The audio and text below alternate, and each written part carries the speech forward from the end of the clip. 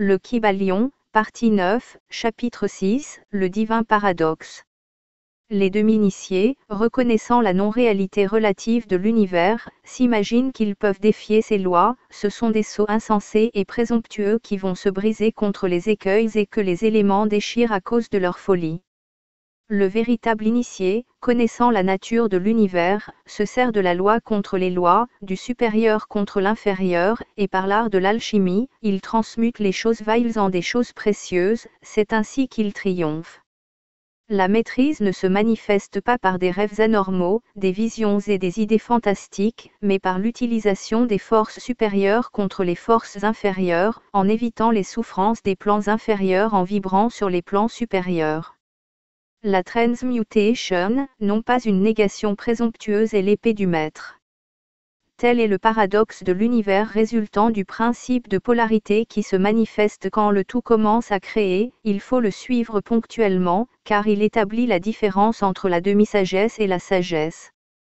Quant au tout infini, l'univers, ses lois, ses pouvoirs, sa vie, ses phénomènes, sont comme des choses encore à l'état de méditation et de rêve. Cependant, pour tout ce qu'il a de fini, l'univers doit être considéré comme réel. La vie, l'action, la pensée, doivent être basées là-dessus, sans oublier toutefois la compréhension constante de la vérité supérieure.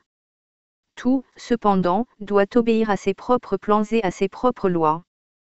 Si, le tout s'imaginait que l'univers était vraiment réel, alors malheur à l'univers, car il ne serait plus possible de passer de l'inférieur au supérieur, l'univers deviendrait immobile et tout progrès serait possible. Et si l'homme, par sa demi-sagesse agit, vit et pense en considérant l'univers comme un simple rêve semblable à ses propres rêves finis, cet univers devient véritablement ainsi pour lui, et, comme un piéton mal éveillé, il titube de tous côtés et marche dans un cercle, ne faisant aucun progrès, et finalement se réveille en sursaut quand il tombe, se meurtrit et se blesse contre les lois naturelles qu'il ignorait.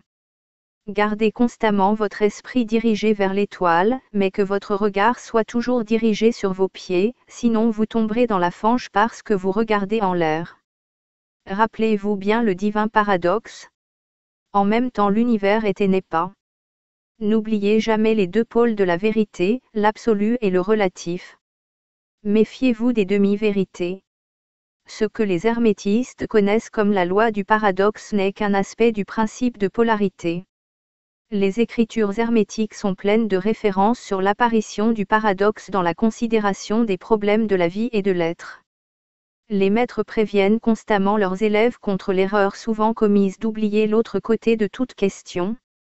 Leurs avertissements s'appliquent plus particulièrement aux problèmes de l'absolu et du relatif, qui embarrassent tous les étudiants en philosophie, et qui font penser et agir tant d'individus contrairement à ce que l'on appelle ordinairement le sens commun. Nous conseillons à tous les élèves d'être bien sûrs de saisir le divin paradoxe de l'absolu et du relatif, sinon ils s'enliseront dans la fange de la demi-vérité. C'est dans ce but que cette leçon en particulier a été écrite. Lisez-la avec soin. La première pensée qui vient à l'esprit de celui qui a compris la vérité que l'univers est une création mentale du tout, est que l'univers et tout ce qu'il contient est une simple illusion, une irréalité, et, contre cette idée, son instinct se révolte. Mais, comme toutes les autres grandes vérités, on doit considérer celle-ci à la fois du point de vue absolu et du point de vue relatif. Du point de vue absolu, l'univers comparé au tout en lui-même paraît une illusion, un rêve, une fantasmagorie. Nous reconnaissons cela même à notre point de vue ordinaire, car nous parlons du monde comme un spectacle changeant qui va et vient, qui naît et meurt. En effet, les éléments de changement et d'impermanence, d'indéfini et d'insubstantiel, doivent toujours se concilier avec l'idée d'un univers créé, quand ils s'opposent à l'idée du tout, quelles que soient nos idées au sujet de la nature de l'un et de l'autre.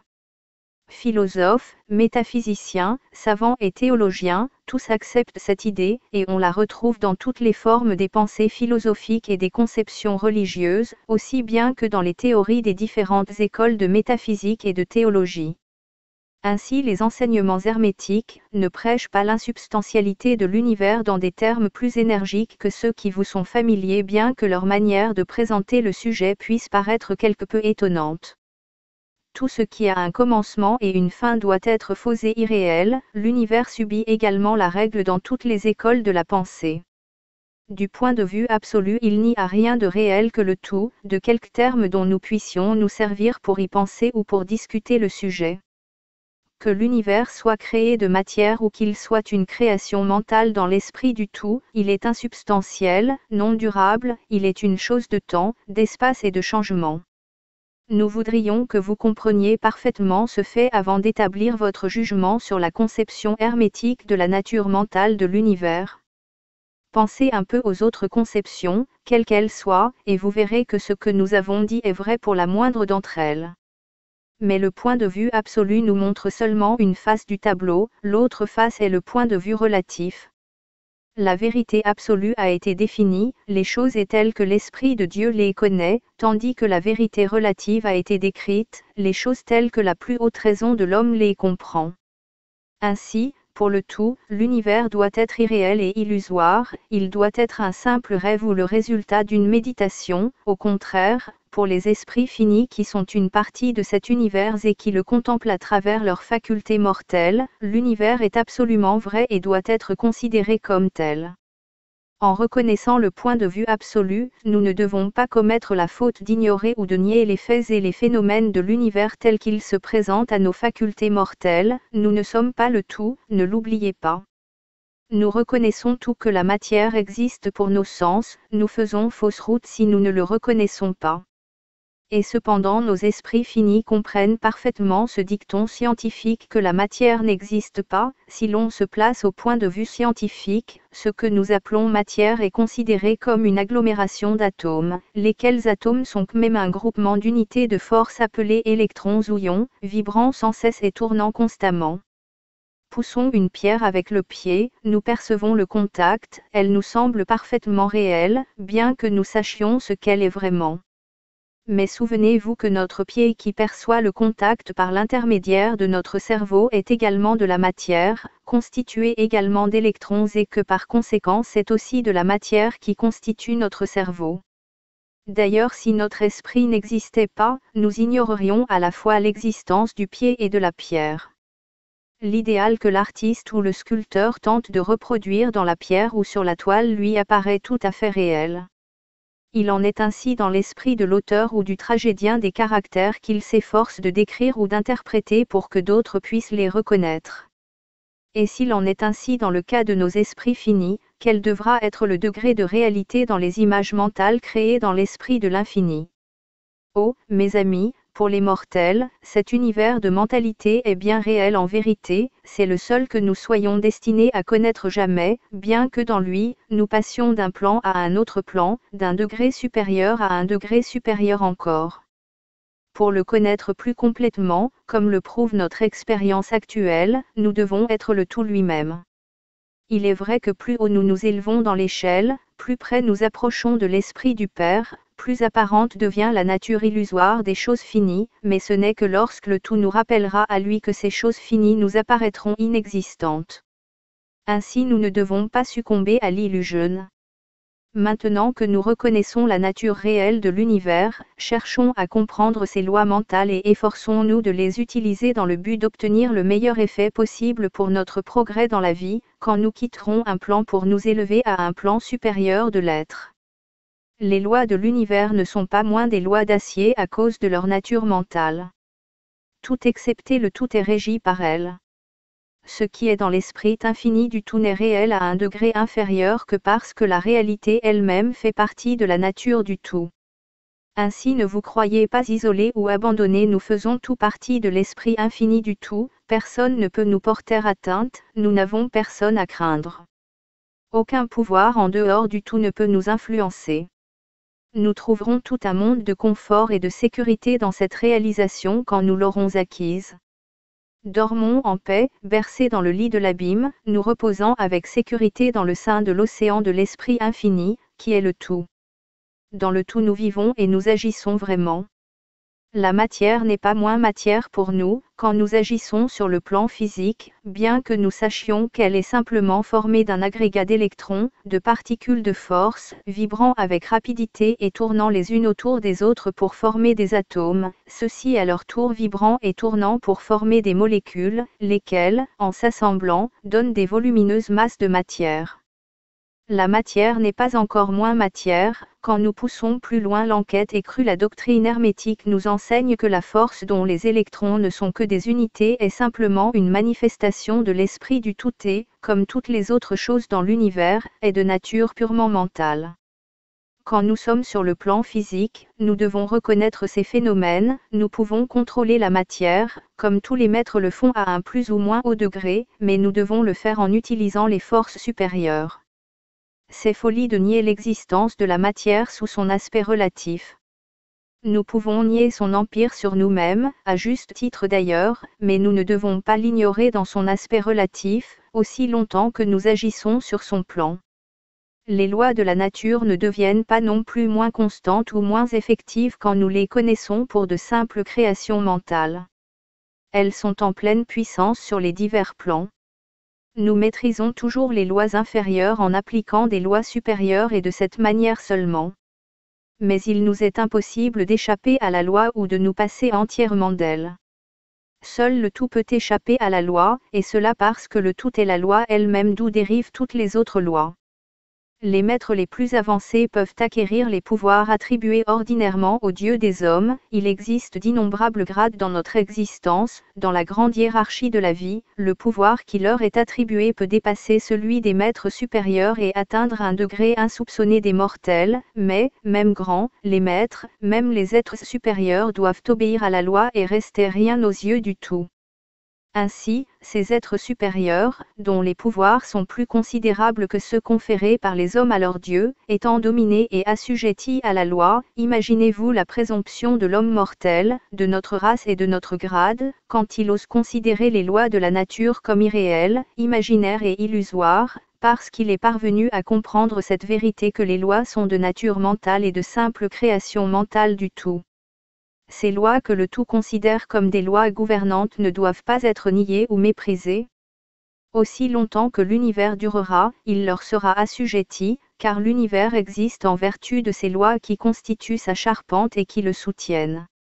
Le principe hermétique du mentalisme, en basant la véritable nature de l'univers sur le principe que tout est mental, ne modifie en rien les conceptions scientifiques de l'univers, de la vie et de l'évolution. En fait, la science confirme seulement les enseignements hermétiques. Ceux-ci enseignent simplement que l'univers est de nature mentale, pendant que la science moderne a enseigné qu'il est matériel, et en dernière analyse, qu'il n'est autre chose que de l'énergie. La doctrine hermétique ne fait pas fausse route en acceptant le principe fondamental d'Herbert Spencer qui affirme l'existence d'une énergie infinie et éternelle, d'où dérive toute chose. En fait, les hermétistes reconnaissent dans la philosophie de Spencer un exposé supérieur des ouvrages des lois naturelles et ils considèrent le grand maître comme la réincarnation d'un ancien philosophe qui habitait l'ancienne Égypte il y a des milliers de siècles et qui, plus tard, s'était incarné dans le corps d'Héraclite, le philosophe grec qui vivait en l'an 500 avant Jésus-Christ. Ils estiment que son idée de l'énergie éternelle et infinie s'accorde parfaitement avec la doctrine hermétique en ajoutant toutefois qu'elle est l'énergie de l'esprit du tout. Avec la maîtresse clé de la philosophie hermétique, l'étudiant de Spencer sera capable de s'ouvrir en des horizons philosophiques du grand philosophe anglais, dont les travaux montrent nettement ses incarnations antérieures. Ces enseignements concernant l'évolution et le rythme concordent parfaitement avec les enseignements hermétiques et en particulier avec le principe du rythme. Les adeptes de l'hermétisme n'ont donc besoin de retrancher aucune des idées favorites de Spencer au sujet de l'univers. Tout ce que nous leur demandons, c'est de bien saisir le principe sous-jacent, le tout est esprit, l'univers est mental, il est contenu dans l'esprit du tout. Ils se rendront compte que les 6 autres principes s'accorderont bien avec leurs connaissances scientifiques et leur serviront à résoudre des questions ténébreuses et à jeter la lumière dans les endroits obscurs. Cela ne doit pas être de nature à nous étonner, si nous comprenons l'influence qu'a eue la pensée hermétique sur la philosophie primitive de la Grèce qui a servi de base à toutes les théories modernes de la science. L'acceptation du premier principe hermétique, le principe du mentalisme, est la seule grande différence qui existe entre la science moderne et la doctrine hermétique. La science, d'ailleurs, se rapproche de plus en plus des positions hermétiques dans la marche aveugle qu'elle fait dans l'obscurité pour sortir du labyrinthe dans lequel elle s'est égarée en cherchant la vérité. Le but de cette leçon est de bien ancrer dans l'esprit des étudiants le fait que, dans tous les cas, sans exception, l'univers, ses lois et ses phénomènes en ce qui concerne l'homme, sont réels, juste autant qu'ils le seraient avec les hypothèses du matérialisme ou les théories de l'énergie. Dans n'importe quelle doctrine, l'univers, sous son aspect extérieur, est changeant, transitoire et, par suite, dépourvu de substantialité et de réalité. Mais, notez bien le deuxième pôle de la vérité, avec les mêmes hypothèses, nous sommes contraints d'agir et de vivre comme si les choses constamment changeantes étaient réelles et substantielles. Il existe toutefois cette différence qu'anciennement le pouvoir mental était ignoré comme force naturelle, et qu'actuellement, avec le principe du mentalisme, il devient une force naturelle supérieure. Cette seule différence révolutionne entièrement la vie de ceux qui comprennent le principe et les lois qui en résultent. Ainsi, étudiants, tous autant que vous êtes, comprenez à connaître, à utiliser et à appliquer les lois qui en découlent. Mais, comme le recommande le Kybalion, ne succombez pas à la tentation du demi-sage qui se laisse hypnotiser par l'irréalité apparente des choses. Celui-ci, en effet, erre de tous côtés comme un individu vivant dans un monde de rêve, ignorant le travail pratique et la vie réelle de l'homme. Finalement, il vient se briser contre les écueils et se trouve déchiré par les éléments, à cause de sa folie. Suivez plutôt l'exemple du sage, comme le recommande encore le Kybalion, utilisez les lois contre les lois, le supérieur contre l'inférieur, et par l'art de l'alchimie, transmutez les choses viles en des choses précieuses, c'est ainsi que vous triompherez. Suivons donc les conseils du Kybalion, évitons la demi-sagesse qui n'est que folie, et qui ignore cette vérité que la maîtrise ne se manifeste pas par des rêves, des visions anormales, ou des idées fantastiques, mais qu'elle consiste à utiliser les forces supérieures contre les forces inférieures, à échapper aux souffrances des plans inférieurs en vibrant sur les plans supérieurs. Souvenez-vous bien, étudiants, que la transmutation, non pas une négation présomptueuse, est l'épée du maître. Les citations qui précèdent sont du Kybalion, et doivent se fixer profondément dans la mémoire de tous les adeptes. Nous ne vivons pas dans un monde de rêve, mais dans un univers qui, au point de vue relatif, est réel en ce qui concerne notre vie et nos actions. Notre rôle est de ne pas nier son existence, mais de vivre, en utilisant les lois pour nous élever des degrés inférieurs aux degrés supérieurs, en faisant de notre mieux pour toutes les circonstances quotidiennes, et en cherchant à réaliser, dans la mesure du possible, notre idéal et nos idées les plus élevées. La véritable signification de la vie n'est pas connue des hommes sur ce plan de l'existence, mais les grands auteurs, et nos propres intuitions nous enseignent que nous ne commettrons aucune erreur en vivant du mieux qu'il nous est possible et en réalisant de même la tendance universelle. Nous sommes tous sur la voie, et le chemin conduit plus haut, toujours plus haut, malgré de fréquents temps de repos. Lisez le message du Kybalion et suivez l'exemple du sage, en évitant les erreurs du demi-sage qui périt à cause de sa folie.